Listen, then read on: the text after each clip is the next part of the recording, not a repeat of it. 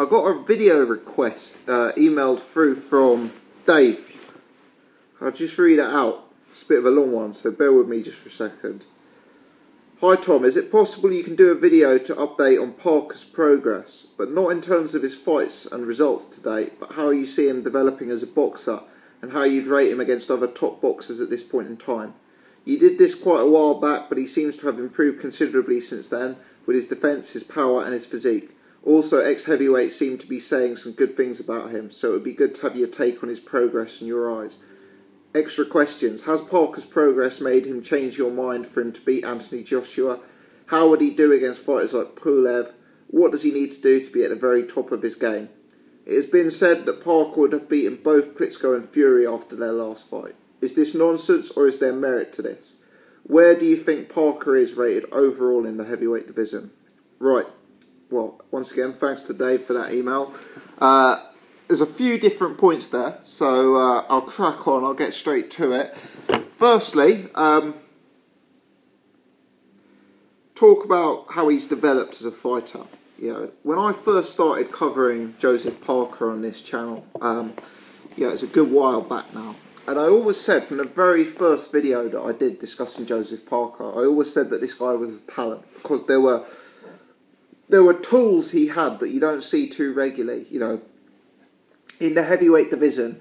To have hand speed like this guy has, to have athleticism like this guy has, to have combinations like this guy has. You know, you could tell from a very early days that he had certain attributes that were clearly elite. However, there were certain things that concerned me about a younger Joseph Parker, certainly when I started covering him or when I started watching him 18 months, 2 years ago. I didn't think he used his jab enough.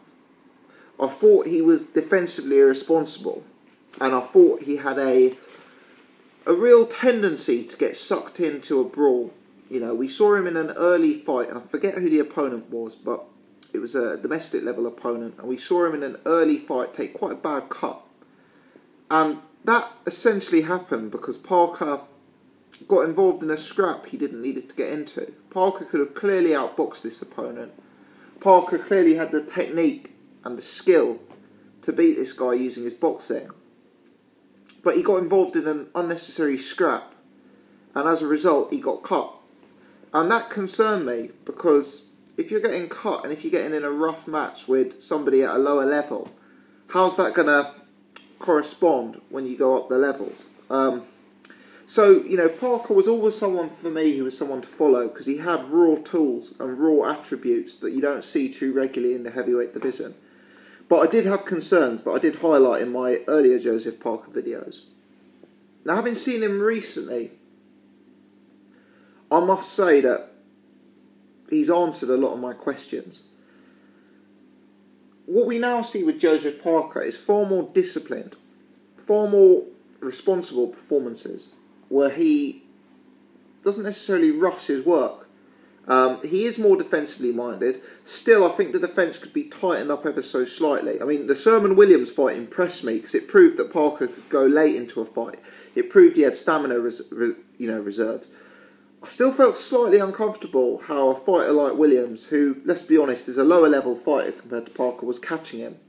And he was catching him with sort of big looping punches. I mean, this is now, that fight must be a year, 18 months ago now. More recently, the Jakob Saglam fight. I felt Parker in that fight was a bit too gung-ho, you know. I thought he went for it a bit too early and could have boxed a bit longer and a bit smarter in that fight, before going in for the kill. And I saw Saglam land like a sort of big overhand right that was needless, you know, on Parker. But overall, you know, without focusing purely on the negatives, I must say I've really been impressed how he's gone about business. And for a start, I think he's hitting a lot harder as well, you know. Parker always had punching power, he always did, but right now he seems to be hitting harder than ever. The knockouts are coming in more ferocious, more aggressive style. And that's not a surprise, because Parker's still a baby for the heavyweight division. What is he, 23, 24 years old?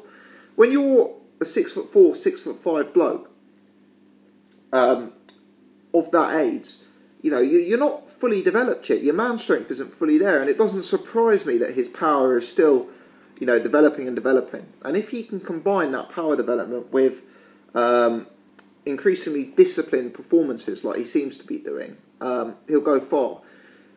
For me, Parker's biggest attributes, the power is obvious, but let's take that aside for a second. The movement, the jab, the combination punching from the outside, the hand speed.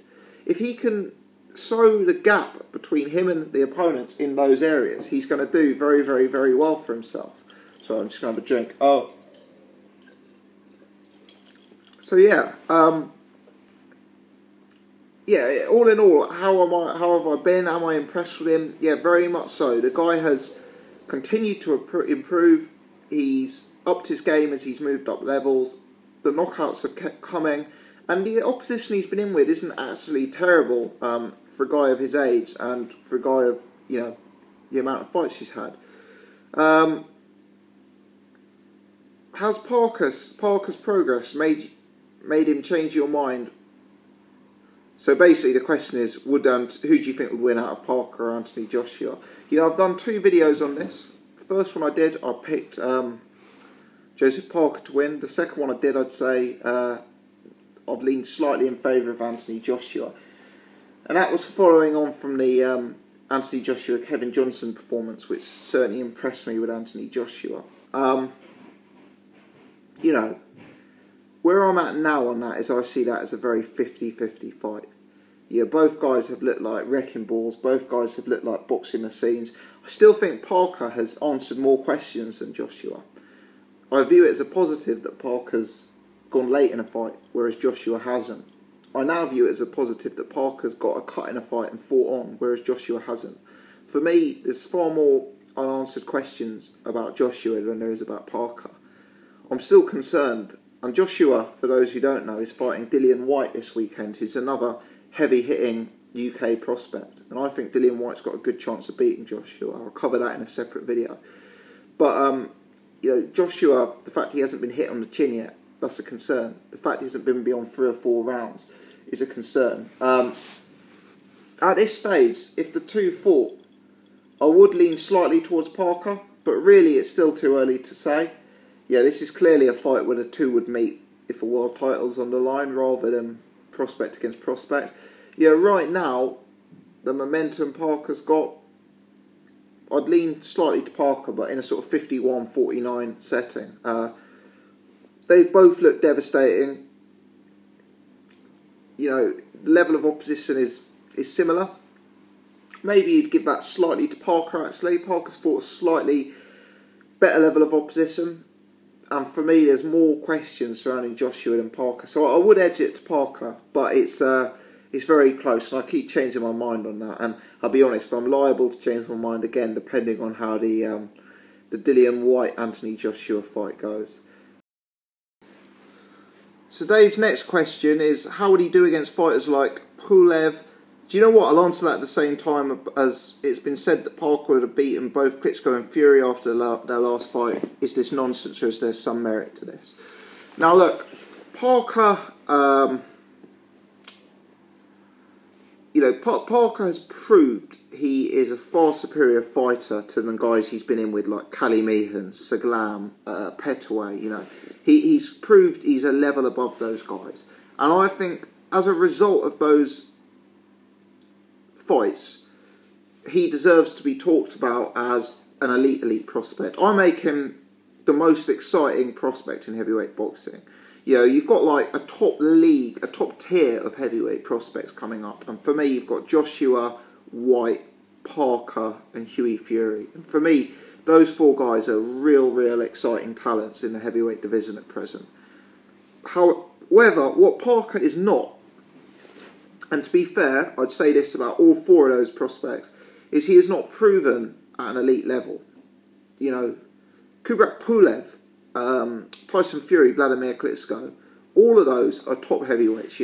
Those 3 have to be in anyone's top 6, top 7 heavyweight list. They're all far more proven than someone at a prospect stage. Vladimir Klitschko, he's reigned for 10 years. Fury just beat Vladimir Klitschko.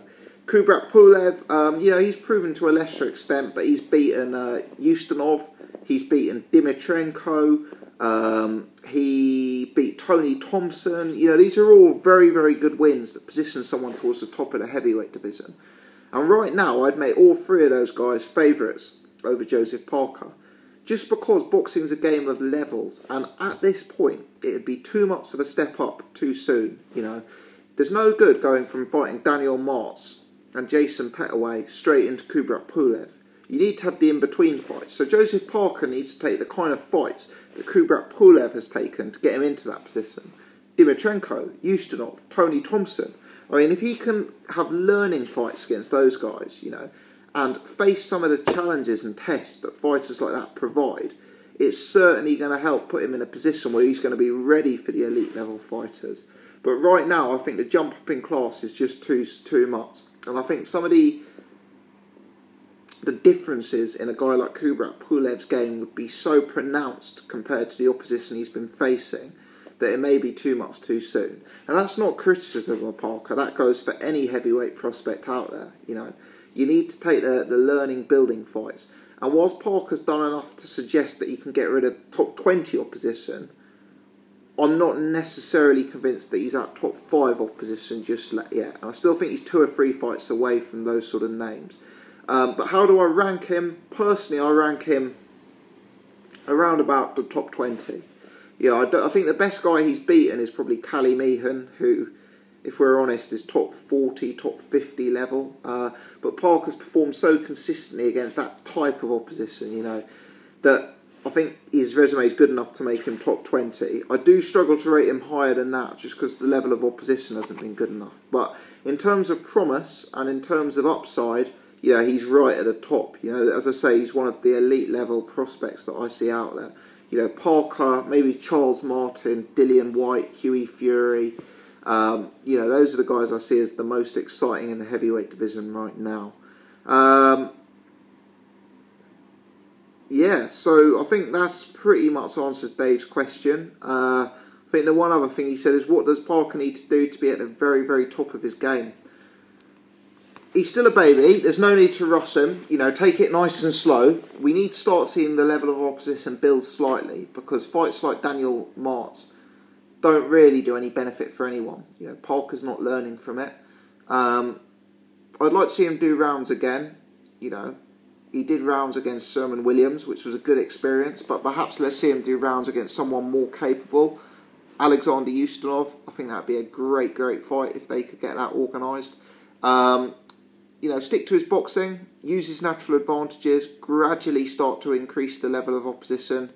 I don't think 2016 will be Parker's year, but I think 2017 could well be. I think we need to build him up a bit more in 2016, and then come 2017, he'll be ready for the Pulevs, he'll be ready for the Wilders, you know, and those sort of names. Let me know your thoughts. Hope you've enjoyed this video. If you've liked it, please do give me the thumbs up. Please subscribe to the channel. Thanks very much for watching.